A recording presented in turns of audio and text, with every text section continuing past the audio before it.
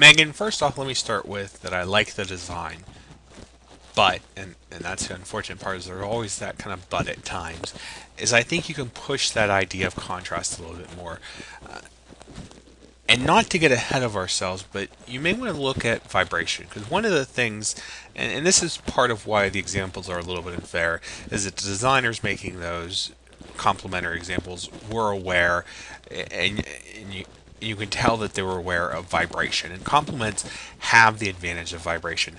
So these two hues here, Hue 90 and 270, don't have the advantage of vibration that many of the complement pairs in those examples have.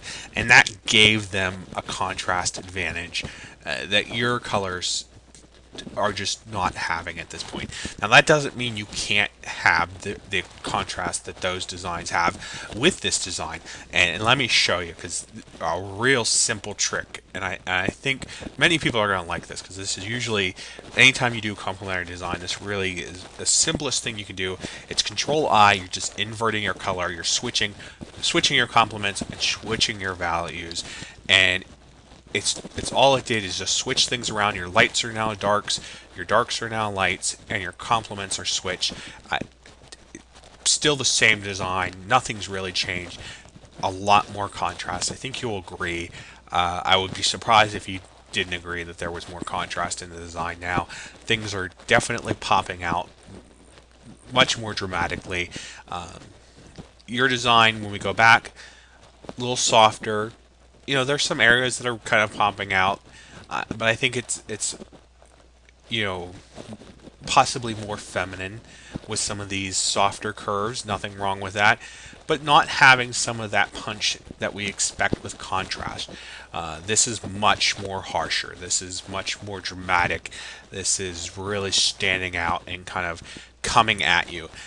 And something that is, if you look at those examples, and the one that kind of stands out in the mind that is subtle, in the way that I think you would be approaching this assignment based on your color use here, is the moonlight with the figure.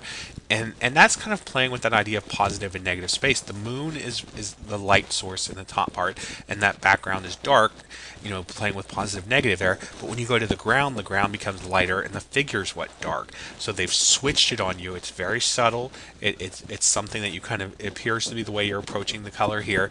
It's a very subtle use of color, but it has that contrast.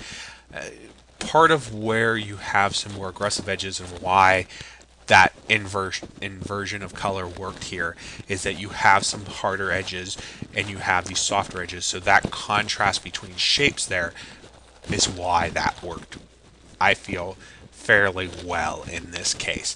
It would not work if this design was soft all the way through. It works because there's a contrast of shapes as well.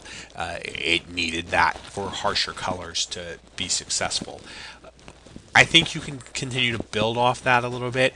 I think looking at some of those softer examples may help, because I feel that's where you're leaning towards personally, and I don't want to direct you to something that isn't in your nature to begin with, because that's not fair for you. So continue to kind of look at that. You have some nice contrast here, but other areas are a little softer.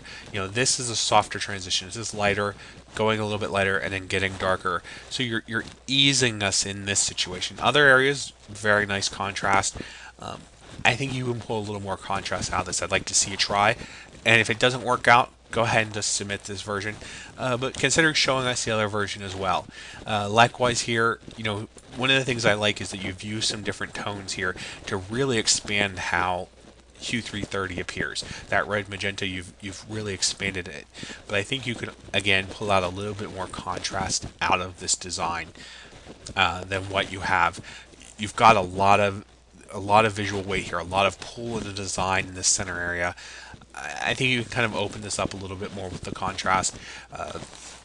We'll invert this one. It's not quite as successful as the other one is,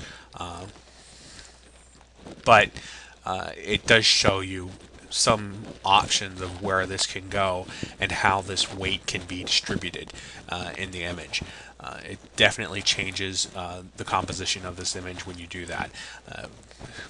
It starts to carry it out a little bit more.